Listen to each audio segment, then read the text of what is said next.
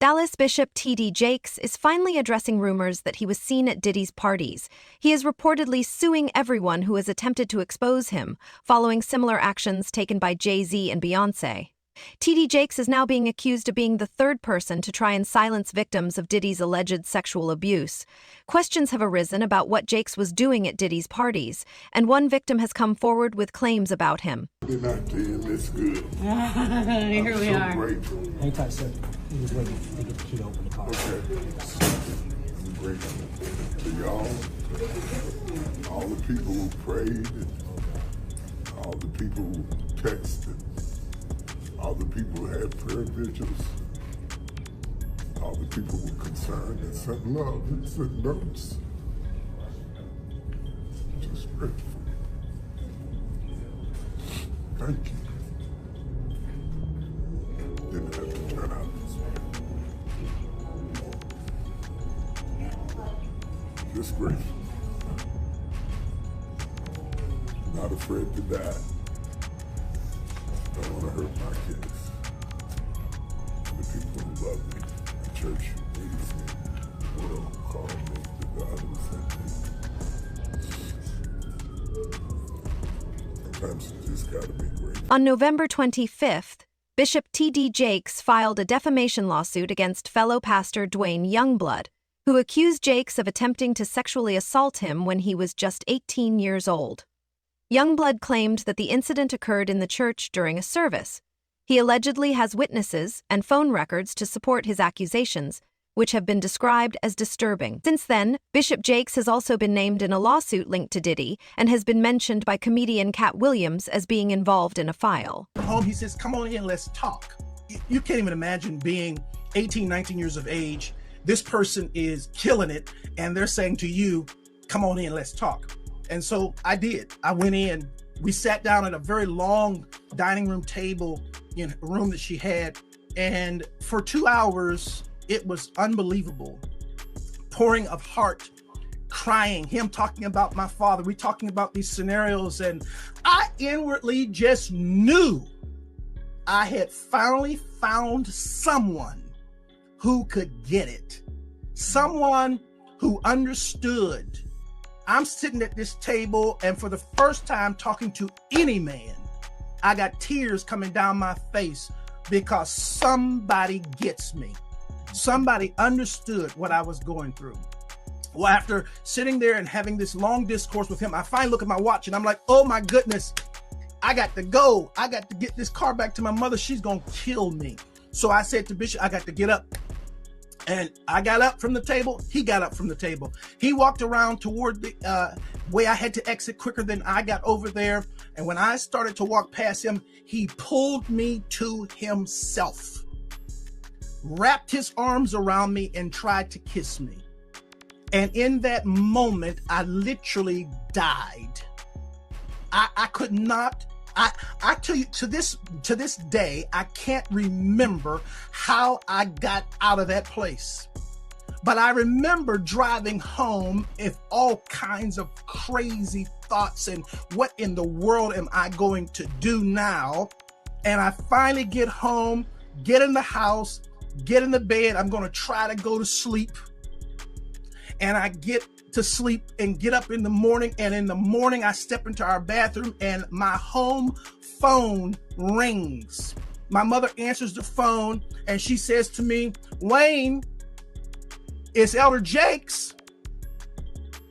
And I get on that phone.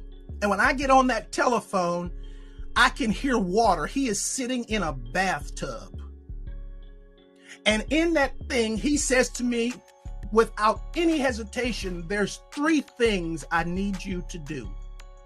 The first one is, when I come to Pittsburgh, you're going to be the only person I sleep with. The second one is, you can't sleep with anybody else because I don't want to give my wife anything. And thirdly, I will take care of you the rest of your life. I can't to this day remember how I got off that phone, but I do know I made a decision that I wasn't going to the service that night. And eventually I told my mother, I'm not going to go to a service tonight. She says, no, no, no. You know, we got a rule in this house. If we go, you go. I never told her what he had done. I went to church, and the most humiliating thing imaginable happened that night at church. Bishop Jakes, getting up to preach, speaks into that microphone. I'm going to ask young minister Youngblood to read for me. And after all of that drama of the last 24 hours, I had to read before he preached. T.D. Jakes was first mentioned as an accomplice in Lil Rod's lawsuit, where Lil Rod accused Diddy of allegedly using Jakes' religious influence to enhance his image. According to the claim, T.D. Jakes allegedly helped Diddy gain access to new victims and used his position as the leader of the Potter's House to rehabilitate Diddy's reputation. While T.D. Jakes has denied any wrongdoing, he has remained silent about his presence at Diddy's parties. World-renowned Dallas pastor T.D. Jakes is named in a federal lawsuit against musician Sean Diddy Combs. It's filed by a producer that worked with Combs. It discusses how the singer planned to leverage his relationship with the bishop to soften the impact on his public image of Casey Ventura's lawsuit. Ventura is a former girlfriend of Combs who filed her own lawsuit in November alleging abuse, violence, and sex trafficking. Meanwhile, Combs' lawyer is criticizing the raids at two of the hip-hop mogul's homes in a federal sex trafficking investigation. He called them an unprecedented ambush. It comes as we're getting a new look inside Combs' L.A. house after the search by federal agents. Carter Evans has details about what the feds have uncovered so far. Guns, cell phones, and other electronics are among the items taken from the homes of music mogul Sean Diddy Combs, according to a source familiar with the search warrant performed by federal agents at his properties in Los Angeles and Miami. TMZ says this video shows the aftermath of the raid inside Combs' LA mansion. Drawers empty, documents scattered, and safes opened and searched. Hours after the raid started, Combs was seen walking around the Miami Opa-locka airport, according to TMZ, which also obtained this video. Later, at the same airport, authorities arrested Combs' associate, Brendan Paul, and charged him with drug possession. In a civil suit filed against Combs by former music producer Rodney Jones, Paul was accused of being a drug and gun mule who allegedly aided Combs in sex trafficking. Yesterday, Diddy's lawyer called the law enforcement action nothing more than a witch hunt based on meritless accusations made in civil lawsuits. Could this federal investigation have come out of these private lawsuits? Oh, absolutely. If it involves sex trafficking or drugs or weapons or other illegal behavior. Lori Levinson is a former federal prosecutor. They've decided this is worth a lot of resources across the country. So once they've done these searches, they have evidence to follow up on. And if they've got it, they'll move on it. We still here, you're rocking with the best. Even though Combs has not been publicly named as a target of the investigation, he says he's now prepared to fight to clear his name. Interestingly, several witnesses claim to have seen T.D. Jakes at Diddy's all-white parties and freak-offs.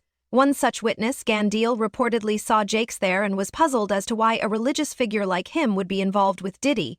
Gandil had previously suggested that pastors could be connected to Diddy, hinting that some of these figures, often seen as men of faith, might actually be wolves in sheep's clothing. People know how certain people act after one drink, two drinks. And if those girls was drinking out those bottles that he said Diddy laced, and he could show on camera, and he could show that some people had passed out or some people were acting a certain way after they had those drinks, he won his case on that one. When you was around Diddy, was he doing drugs, like party drugs, like ecstasy and stuff like that? Diddy wasn't the dude he is today when I was around him. You understand? He had just started. When I was about to leave, he had just started with because he never smoked weed, he never smoked cigarettes. I never seen him do cocaine or none of that shit. You understand? He would have it for people to do it. You understand? It's certain of his girls like to do it, and he would make sure it would be there. But he wasn't the one that did it. Diddy didn't start getting hooked on drugs until he got hooked on those painkillers. After he got hooked on those painkillers, he started drinking more because he wouldn't even drink hard liquor. He was only drinking champagne, Don P or Cristal. He was not drinking hard liquor then. Yeah, that's real talk, man. And he also claims that, Diddy, he was using TD Jakes to fix his image. You believe that? Well, we saw that to be true anyway. That's what he was trying to do all that time. That's why TD Jakes was there, to try to fix his image. Ain't no money like church money. Diddy has built a billion-dollar business empire, and his public image is something he values deeply. To maintain and enhance that image, he reportedly donated millions of dollars to Pastor T.D. Jakes' megachurch. In return, T.D. Jakes is said to have played a role in elevating Diddy's status in the public eye. However, since being named in the lawsuit against Diddy, sources close to Jakes claim he has been under immense stress, even suffering a near heart attack on stage. So those close to him say he is fearful of getting entangled in a legal mess due to his involvement with Diddy and is doing everything he can to keep things from coming to light. So I want to get right into it, man. How you feel about these rumors surrounding, Diddy and TD Jakes? Man, what I think about it is this, when I grew up in the church, the sinners was not supposed to have the same atmosphere with the saints. You have to be able to separate the two. So I'm looking at him as a saint going to a party that ain't nothing but sin, drinking, maybe fornication, man on man, woman on woman, he on she. But maybe he there to lay some hands on somebody. Maybe he there to save some souls. I know he got a contract with Revolt, so I'm just like, it's just real strange that he would be found at any kind of Diddy party or any kind of place with Diddy unless it's in a business atmosphere. So now what he's doing is he's making, man, he making the Christians look real bad right about now. And you've been to these parties, right? Oh yeah, I was there when he was doing the white parties in the Hamptons and the whole 9 yards. So I know what goes on at the parties. If, they probably got a little bit more freakier, as time went on, because they got to the point whereas that they didn't even care. It used to be secretly, where people used to go to, separate rooms and different rooms, and they wasn't doing that out in the public, but now they don't care. Men kissing men and all this other shit. It's crazy. So why do you think he was going to these parties? I think that he's going to the Diddy parties, bruh. If he's going, well, we know he's going to the Diddy parties, and I know that it's, I know what usually happens at the Diddy party, or what we told us happened at the Diddy parties. Maybe he need to see it for himself, man. Maybe he need to go there and really be involved in some things that could help save some individuals while they going to those parties. Or maybe he just going to, man, it's hard to even talk about. Why would you find a religious man, when you know that the saints supposed to separate themselves from the sinners, and why would a religious man like himself be at a party which ain't nothing but sin that's going on, bro? Whether it's drinking, maybe fornicating, maybe, like I said, men on men, women on women.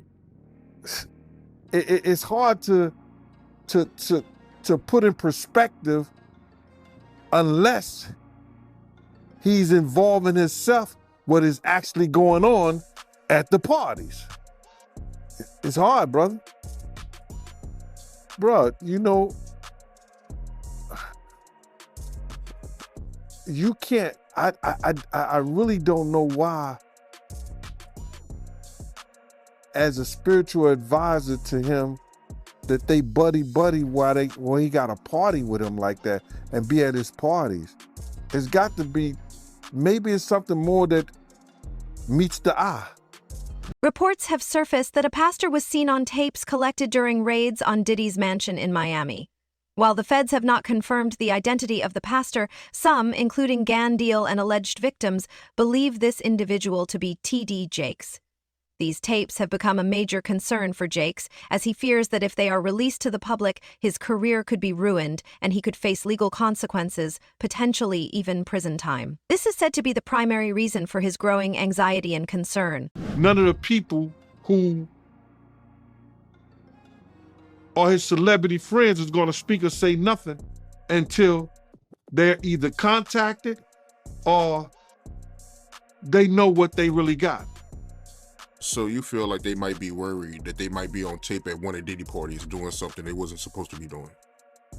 I think that the celebrities that may be worried is because what Lil Rob said. Lil Rob said in his affidavit that Diddy had every room taped and bugged.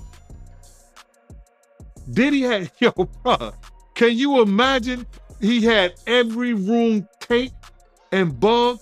And they found little bugs or little tape recorders. I mean, little those micro projectors or whatever like that, or video cameras. They found them in the house, bro. So by them having those things in the house, and people know there's drugs, there's alcohol, there's loose women, there's loose men, woman on woman, man on man, all kind of crazy shit. Bruh,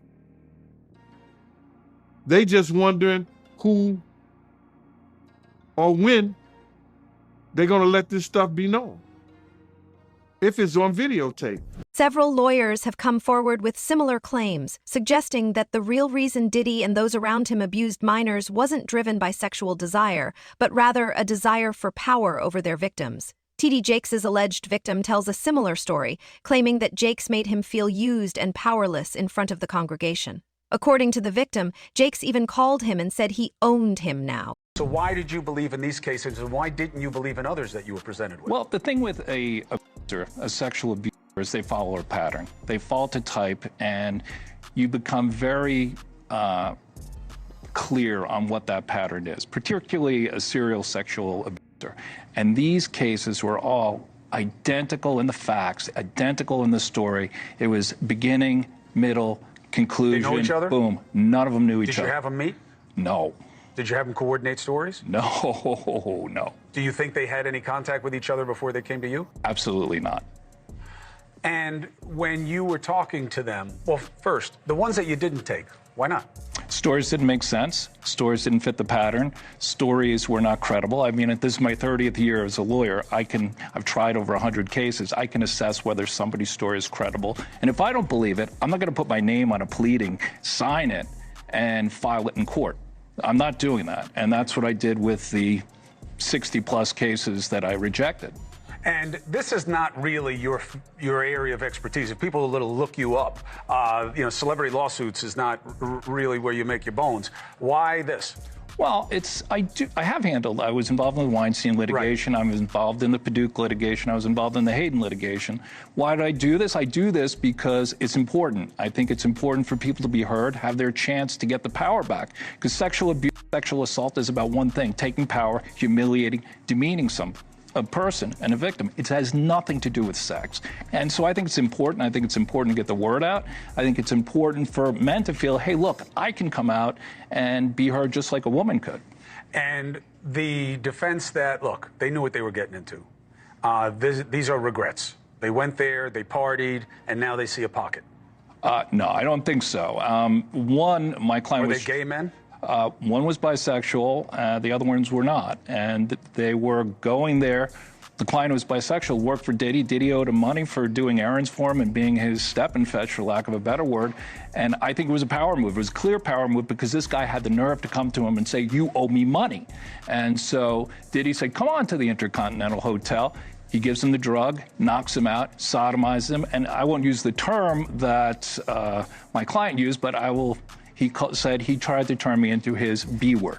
And I think it was a clear power move on each and every occasion. I think the ones that took place in the Park Hyatt, that wasn't partying. My client met him at a nightclub in the city here with a music producer. He didn't think he was getting into that. The man who was in the Hamptons, he thought he was going to a white party. Who wouldn't want to go to a white party? I would have gone to a white party back in the day. I wouldn't go now.